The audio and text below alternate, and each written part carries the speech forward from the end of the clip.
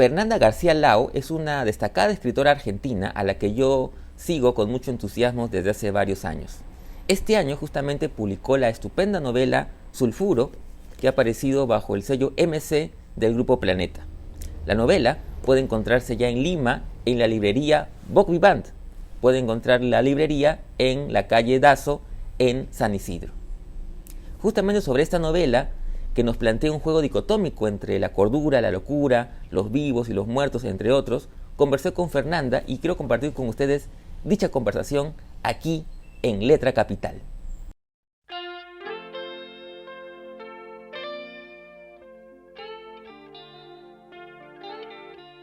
Hola Fernanda, ¿cómo estás? Primero que nada, gracias por tu tiempo y por permitirnos esta charla sobre tu más reciente novela, que es Sulfuro, que ha sido publicada por MC, eh, y que además también ha sido publicada en España, tengo entendido, ¿verdad? Sí, en Candaya, salió en marzo en ambas editoriales a la vez. Uh-huh. Que es, digamos, de alguna manera algo, digamos, interesante para ti, digamos, quienes te conocemos, sabemos que has vivido mucho tiempo en España, ¿no? Y que de alguna manera son como tus dos países. Uh-huh. Sí, así es. Eh, bueno, cuéntame un poquito de esta novela. Yo la he disfrutado bastante. Es decir, es una novela que tiene una dosis de humor negro, pero tiene también componentes, digamos, eh, fuertes, digamos, ¿no? Que tienen que ver con la trama, con la protagonista, con lo que le pasa.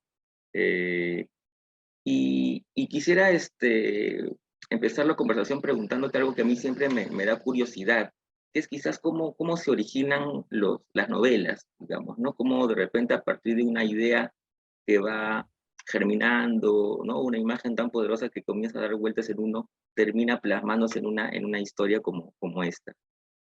Uh-huh. Yo en realidad nunca pienso de antemano voy a escribir una novela, digamos. Tengo una necesidad previa que termina convirtiéndose en otra cosa, en base a la curiosidad de ese mismo material. Hay algunos materiales que quedan huecos o que no continúo, o que dejo enfriar o al revés, tal vez los pongo en un horno imaginario. Eh, pero no es que me siento y digo, bueno, día 1, novela, sulfuro.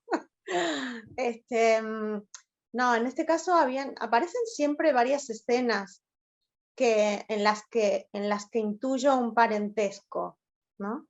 Pero por otro lado, yo creo que esta es la novela que primero habité y, y que después escribí, ¿no? En general, me ocurre que los textos suelen nacer de imágenes o de frases, y en este caso lo que ocurrió es que yo me mudé al barrio de Sulfuro hace 20 años y recién lo pude escribir en el último tiempo, digamos. He estado habitando ese espacio, que es muy parecido a cómo se narra. Es un barrio de las afueras de Buenos Aires, de la zona norte, un barrio bien, con garitas y jardineros, en el que yo era como una especie de intrusa, nunca imaginé vivir en un lugar así, se dieron las circunstancias que no vienen al caso. Y entonces anduve con esta sensación mía de extranjera siempre, eh, mirando a los demás y ni siquiera anotando, viviendo cerca de otros especímenes que no se parecían a mí y que me resultaban muy atractivos precisamente por eso. A 200 metros del cementerio de Olivos, por el que caminé, en el que filmé algunas escenas, con una directora de vanguardia em, que ha ido cambiando de nombre y que últimamente se hace llamar Lucía Seles. Y bueno, he vivido muchas experiencias en ese cementerio. No tengo ningún muerto personal, pero hice míos a algunos de ellos. Algunas lápidas me llamaron más la atención, algunos nombres. Y como eran nuevos también mis vecinos, la categoría de vivo o muerto para mí no tenía interés, digamos, en el sentido de no los diferenciaba, eran todos nuevos. Entonces, de hecho, me parecía que el barrio se parecía peligrosamente al cementerio y viceversa. Incluso las construcciones y los materiales eran muy, muy similares a las casitas de adentro y las casitas de afuera de esos muros. Ahora que mencionas eso, pensaba en, bueno, la novela sin ánimo de spoilear, empieza justamente con la protagonista que se muda a una casa que está frente al cementerio, ¿no? Pero a partir de ahí se nos va contando un poco su historia anterior, ¿verdad? Varios personajes, pero también personajes, digamos, que ella llama los de enfrente, ¿no? Y esto que mencionabas de adentro, de afuera, esta dicotomía también me parece que está presente en el sentido de la razón y locura, por ejemplo, ¿no? Que cruza la novela. Pero también el tema de lo religioso está muy presente, me parece. Sí, creo que en general lo doble me atrae. Desde el primer libro, desde el primer libro publicado, digamos, de Muerta de Hambre, donde hay unas gemelas que son como las antagonistas de María Bernabé, que es la narradora. En Fuera de la Jaula hay un hombre con dos cabezas, que es Manfredo. Una parte es Man y la otra es Fredo, como era de esperar. Y suelo jugar con eso, es algo que me interesa mucho, imaginar ese doblez, no solo en cada uno, sino en cada situación, o contemplar y no poder dejar de contemplar siempre cada cosa y su contrario, como si fuera una necesidad, la necesidad también del claroscuro y de que son formas que se desean mutuamente, ¿no? La religión y lo pagano, porque acá también hay como una especie de crítica absurda hacia determinados íconos o hacia determinadas creencias, y también un deseo como de emparentar las apariciones religiosas con las apariciones espectrales, como si fueran de la misma categoría. Otra cosa que también pensaba mientras leía la novela respecto a esta dicotomía, ¿no? Entre los vivos y los muertos, por ejemplo, ¿no? Eh, digamos, los vivos no se nombran más que por digamos, su oficio, ciertas características, ¿no? El concejal, el escribano, pero los muertos sí, los personajes que aparecen muertos sí. Y claro, a pesar de que aparecen muertos o fantasmas, como uno podría decir, yo sentía que el temor, ¿no? Más que en esos personajes, estaban más bien en los vivos, ¿no? Sí, tal cual. Siempre me ha parecido más espeluznante la realidad que cualquier opción que provenga del imaginario, incluso del más terrorífico, porque son ideas humanas. Y las que habitan, digamos, de este lado del espejo, dañan dañan de un modo mucho más violento y verdadero, ¿no?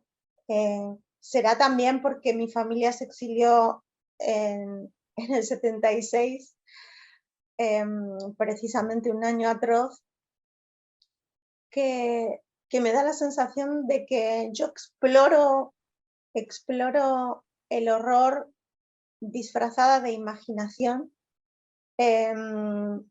pero porque la literalidad no la concibo, entonces, y tampoco me interesa mucho la novela estrictamente naturalista o realista o que va atrás de la mímesis. Me interesa como el permiso y la indecencia, ¿no? De inventar.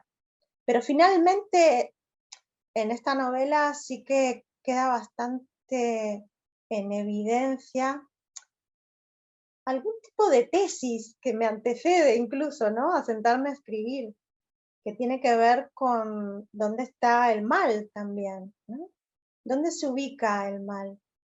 Y en esa especie de estupidez también que, que lo merodea.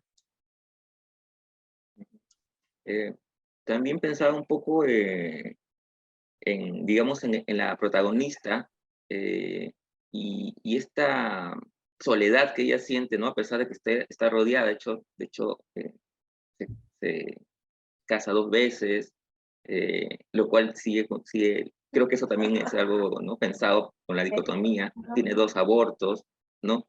Pero ella sí está sola, siempre ahí está la sensación, o yo sentía la sensación mientras leía de soledad y de búsqueda de huir, digamos, ¿no? Cada vez que se subía a su automóvil, ¿no? Esta necesidad de huir, de irse, de dejar esa vida que tiene. Ujú.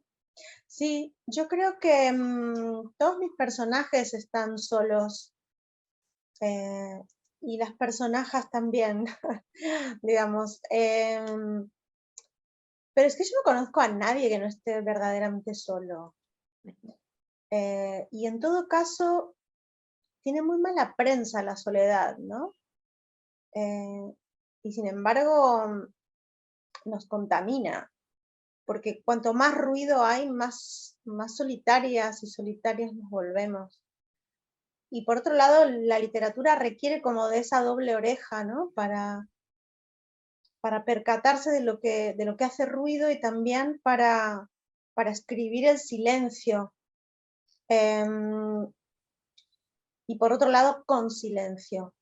Es como medio difícil si no concebir un texto, ¿no? También, que no se calle, ¿no? Que haya pausas, que haya saltos, que haya elipsis. A mí me gusta construir así, casi como efectivamente apariciones espectrales y apariciones de estos personajes. Para mí, creo que fue muy fundamental el recuerdo de una obra de teatro particular que vi en Buenos Aires de Tadeusz Kantor, que fue Que revienten los artistas, en la que uno lo que veía en escena eran, eran aparecidos de una guerra que ya murió, porque era la Segunda Guerra Mundial. Y después leí en varios textos que él escribió en torno al teatro, que les pedía a sus actores que se comportaran como si ya no estuvieran. No con esta pulsión de vida o la supuesta energía de la que uno hace alarde cuando está en escena, sino cómo serías si actuaras tu propio fantasma, si los objetos que tenés ya no están, si los que te están viendo no coinciden en el tiempo exactamente, como si hubiera una distorsión. En realidad coincidimos todos en el espacio, pero lo que más tenemos son memoria de otros, porque no vivimos con los otros todo el tiempo, ¿no? Y sería agotador. Eh, Tenemos la idea de lo que fue nuestra infancia, de lo que fuimos en aquel momento. Y si hay algo también que se parece mucho a un fantasma es una fotografía. Esta escena que vos y yo estamos construyendo en este momento, donde vos no sos un cuerpo que tenga un volumen y que coincida en esta habitación en la que yo estoy. Entonces, una vez que uno, digamos, a mí el temor no me nace de esta situación, pero sí el extrañamiento. Entonces, es lo que quise construir. Volviendo a la soledad, en Nación Vacuna también Jacinto Cifuentes vive una especie de presente oclusivo y, y hay algo de mi propia anarquía espacial que yo les doto a mis personajes y personajes para que me sigan de alguna manera en esta especie de renuncia del rumbo, o de repensarse en otro espacio. Ujú. Ahora, también está muy presente lo sensorial en la novela. De hecho, eh, eh, eh, el- particularmente el olfato, ¿no? Los olores que son muy, muy, muy importantes para la protagonista. Pero que es algo que Ujú. también está en tus otros libros también, ¿no? Lo sensorial. Sí. Sí, yo creo que no somos más que un cuerpo, eh, nada más y nada menos, porque el cuerpo es una especie de cosmos portátil. Entonces, vamos entendiendo el mundo y vamos oliendo y vamos conociendo a partir de este envase que tenemos, en el que portamos varios misterios, y con el que intentamos dilucidar de qué se trata, ¿no? Como estar vivo. Yo no hago distinción, ¿viste? Pero me parece que entre el espíritu, la cabeza, me parece que todo es cuerpo y que es fantástico, como es nuestra mejor instalación. Em, y también es un misterio, ¿no? Aparecer siendo una y retirarse siendo esa misma una al cabo de algunas escenas. Eh, yo estoy como siempre fascinada también de ver cómo, se comporta ese cuerpo cuando, se ubica frente a otros, em, en qué espacio, qué letra le corresponde en el sentido de qué palabras, qué respiración va con ese cuerpo, eh, cómo se maneja también en el sentido de la gramática, porque también el lenguaje es un cuerpo, ¿no? Y entonces sí pienso, estoy bien, voy bien con esta historia en el sentido de que sea orgánica, en el sentido de que me provoque intriga, de que me dé ganas de regresar, ¿viste?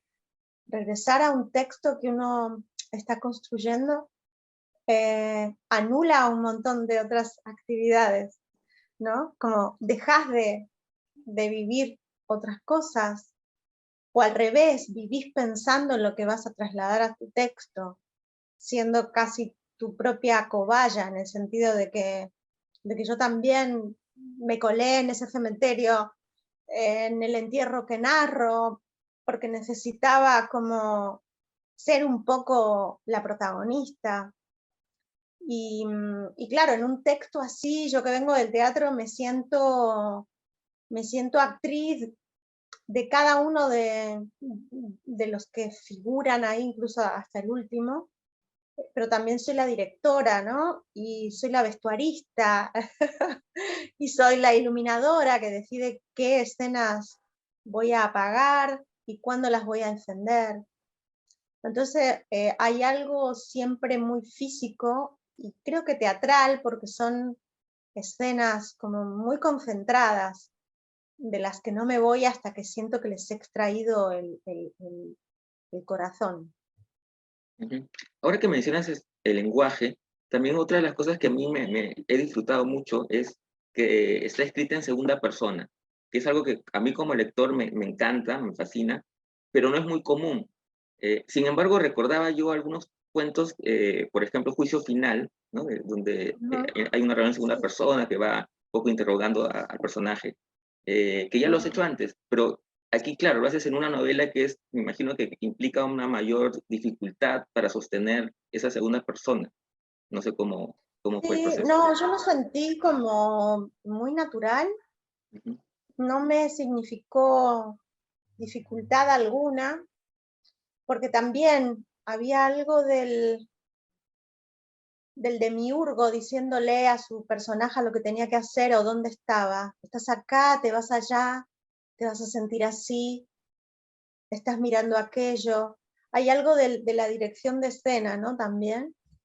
Mm, también de esa idea, aprovechando que ella es creyente, de que hay un otro, ese otro que te ve y te rumbea, ¿no? Para acá o para allá.